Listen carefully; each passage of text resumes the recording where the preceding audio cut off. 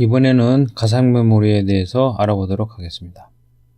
먼저 메모리 오버레이 기법에 대해서 알아보고요.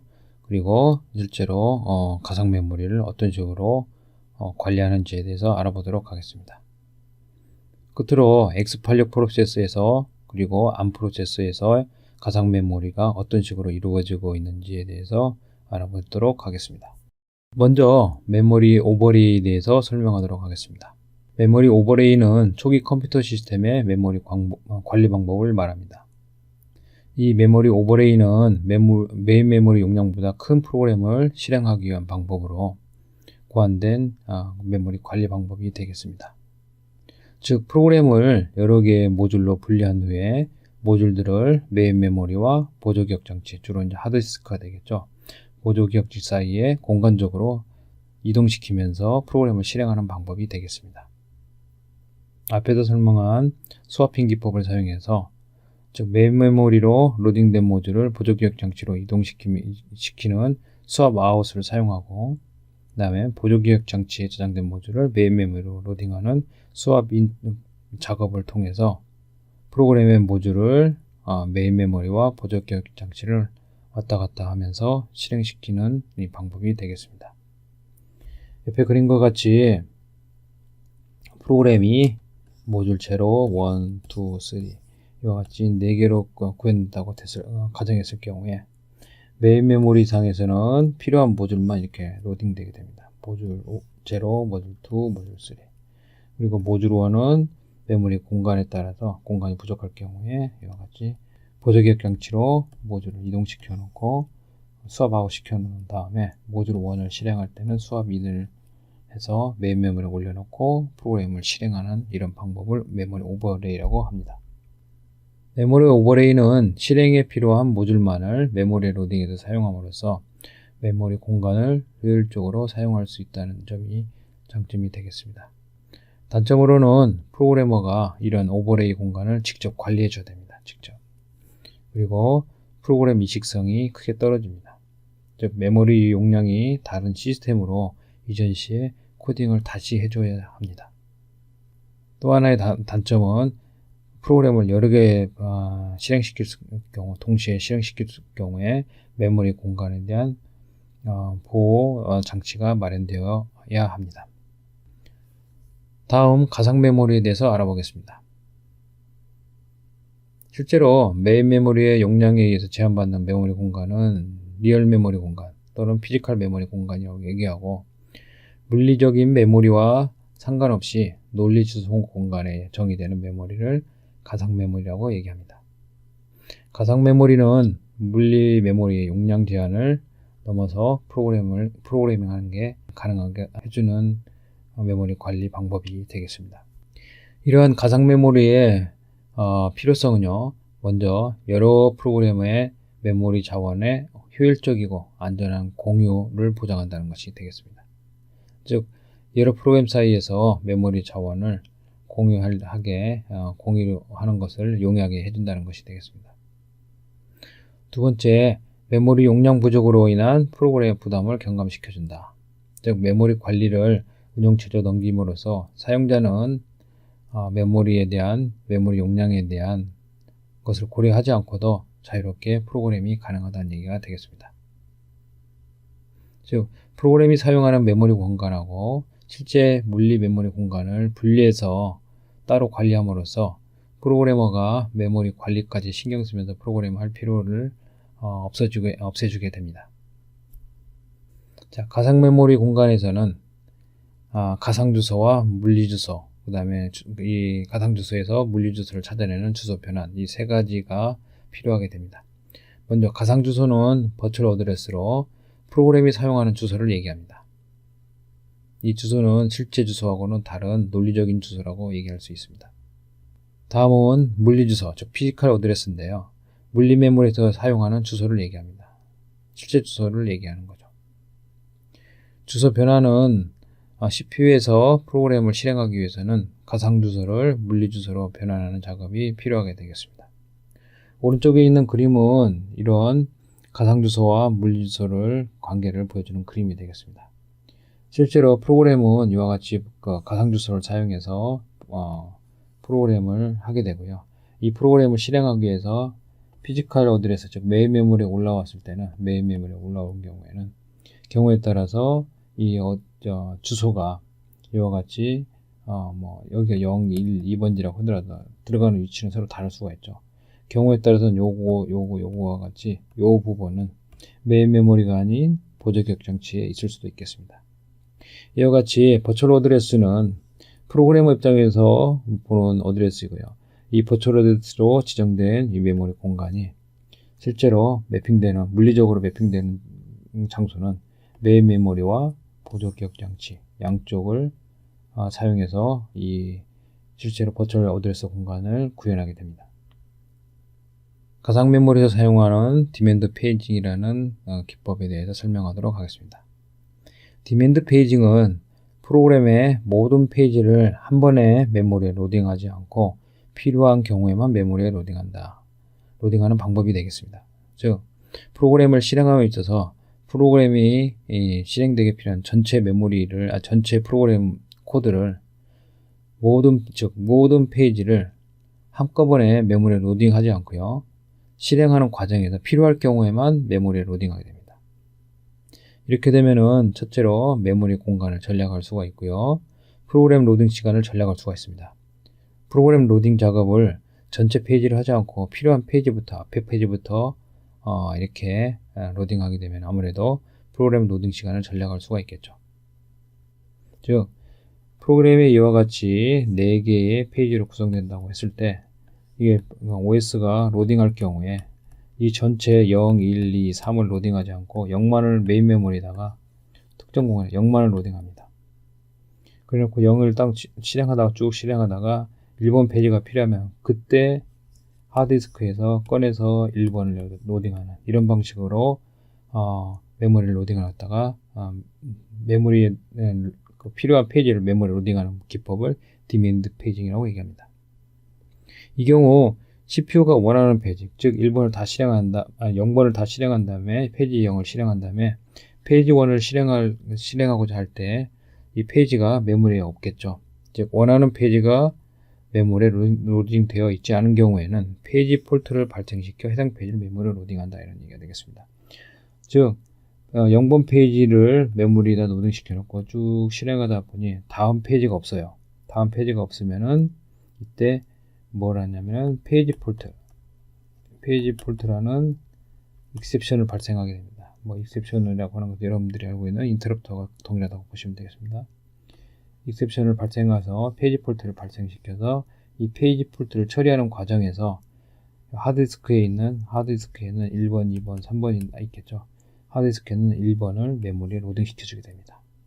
따라서 디맨드 페이징인 경우에 요구하는 페이지가 없을 때는 항상 페이지 폴트가 발생하고 페이지 폴트에 의해서 원하는 페이지가 로딩되게 되겠습니다. 이런 페이지 폴트는 운영체제가 처리하게 되겠습니다. 페이지 폴트 처리 방법은 운영체제는 해당 페이지를 보조기억 장치로부터 메인 메모리에 로딩하게 되겠죠. 메인 메모리에 로딩할 경우에 메인 메모리에 실제 여유 공간이 없을 경우에는 이미 로딩된 페이지를 방출하게 됩니다. 이때 페이지 교체 알고리즘을 적용하게 됩니다. 다음은 버추얼 메모리에서의, 즉 가상 메모리에서의 스래싱에 대해서 알아보도록 하겠습니다.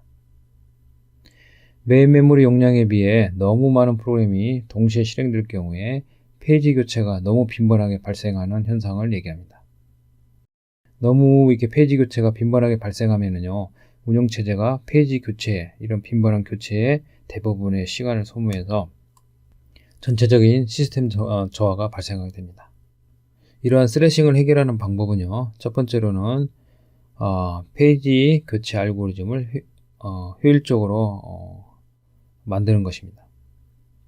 예를 들어서 사용 이력을 기반으로 한 교체 대상을 선정한다든지 해서 페이지 교체의 대상을 효율적으로 선정하고 그걸 효율적으로 교체하는 이런 알고리즘의 성능 개선이 필요하게 되겠습니다. 두 번째 방법은 당연한 얘기가 되겠지만은 동시에 실행되는 프로그램 수를 축소하는 것도 하나의 방법이라고 할 수가 있겠습니다. 다음은 트랜슬레이션 룩 어사이드 버퍼에 대해서 알아보겠습니다. 가상 메모리 사용 시에, 가상 메모리 사용 시에 물리 메모리 접근이 두 번 필요하게 됩니다. 첫 번째 메모리 접근은 페이지 탭을 읽는데 필요하고요. 두 번째 메모리 접근은 실제 데이터를 인출하는데 소요하겠죠. 즉 페이지 탭을 먼저 읽은 다음에 그 데이터의 위치를 파악하고 그 다음에 데이터를 인출하는 두 번의 메모리 접근이 필요하게 됩니다. 따라서 가상 메모리를 사용하는 경우에는 메모리 접근 속도를 메모리 접근 속도가 떨어지게 됩니다. 이걸 해결하기 위해서 자주 사용되는 페이지 테이블 엔트리를 소용량 캐시를 사용해서 저장해 두는 겁니다. 따로. 그래서 자주 사용되는 페이지 테이블 엔트리를 캐시를 사용해 저장함으로써 페이지 테이블 접근 속도를 향상시키는 겁니다. 이때 사용되는 소용량 캐시를 트랜슬레이션 룩 어사이드 버퍼, 즉 TLB라고 얘기합니다. 옆에 있는 플로우 차트는 실제로 TLB를 사용해서 실제 주소를 계산하는, 물리 주소를 계산하는 방법을 표현한 것입니다. 먼저 CPU는 그 물리 주소를 알아내기 위해서 제일 먼저 TLB를 체크해 봅니다. 즉 자주 사용되는 테이블 엔트리가 지금 내가 사용하고 있는 테이블 엔트리가 TLB에 있는지, 즉 TLB에는 자주 사용되는 페이지 테이블 엔트리가 거기에 들어가 있기 때문에 먼저 메모리가 캐시를 체크하듯이 CPU는 먼저 TLB의 그 페이지 테이블 엔트리들을 저장하고 있는 캐시, 즉 TLB를 체크하게 됩니다. 그래서 TLB에 내가 찾고자 하는 페이지 테이블 엔트리가 있으면은 그대로 바로 해석하면 됩니다. 즉 피지컬 어드레스를 계산하면 되겠죠. 없는 경우에는 실제로 페이지 테이블을 액세스해야 됩니다. 이 TLB에는요, 자주 사용돼요. 즉 페이지 테이블이 이렇게 있을 때 이 부분이 많이 사용됐다. 그러면 얘를 미리 TLB에다 갖다 놓는 겁니다. 이 캐시. 그래서 CPU 입장에서는 이 페이지 테이블을 참고하기 전에 먼저 여기를 쳐다봅니다. TLB를 쳐다봐서 여기 없을 경우에 여기를 쳐다보는 거죠. 페이지 테이블. 그래서 페이지 테이블을 찾아보는데 이 페이지 테이블이 메인 메모리에 있는 경우에는 그대로 갖다가 TLB에다가 업데이트 시키면서 계산하면 됩니다. 근데 없는 경우에는 어떻게 됩니까? 페이지 테이블이 메인 메모리에 없다는 얘기는 어디에 있냐? 보조 기억 장치에 있다는 얘기가 되겠습니다. 그러면은 보조 기억 장치를 읽어오도록 이렇게 OS한테 지시를 해야 됩니다. 즉 OS는 CPU한테 그 디스크에 있는 페이지를 읽으라고 얘기를 합니다. 그러면은 읽기 위해서는 IO 하드웨어를 액티베이션 시키고 페이지를 디스크로부터 메인 메모리로 올리겠죠. 메인 메모리가 풀되는 경우에는 페이지 리플레이스먼트 교체 알고리즘을 동원해서 페이지 탭을 업데이트하면 되겠죠. 사용해서 누군가를 쫓아내고 페이지 탭을 업데이트하면 되겠죠. 메모리가 풀이 아닌 경우에는 그냥 하면 되고, 풀인 경우에는 누군가를 쫓아내고 방출한 다음에 그 빈자리를, 확보된 빈자리를 사용해서 그 페이지를 넣게 되겠죠. 그 다음에 다 끝난 다음에 실제로 페이지 폴터가 발생한 인스트럭션을 리턴하는 이런 흐름을 따라서 TLB를 사용해서 페이지 이름을 갖다가 하게 되겠습니다. 실제로 TLB와 캐시의 연동 관계를 보여주는 그림이 되겠습니다. 버추얼 어드레스에서 실제로 구성은 페이지 넘버하고 옵셋이 되겠는데, 이 페이지 넘버를 바로 페이지 테이블에서 먼저 찾는 게 아니라 TLB를 먼저 체크합니다. 이게 캐시라고 했죠. 메인 메모리와 캐시와의 관계와 유사합니다. 페이지 넘버를 먼저 TLB를 찾아보는 거죠. 여기 있으면은 TLB 히트가 돼서 바로 리얼 어드레스를 계산할 수가 있겠죠. 캐시 미스가 나는 경우는 방금 전에 설명한 플로우 차트를 통해서 페이지 테이블 엔트리를 업데이트한 다음에 리얼 어드레스를 계산하겠죠. 리얼 어드레스는 실제로 캐시 내부에 있는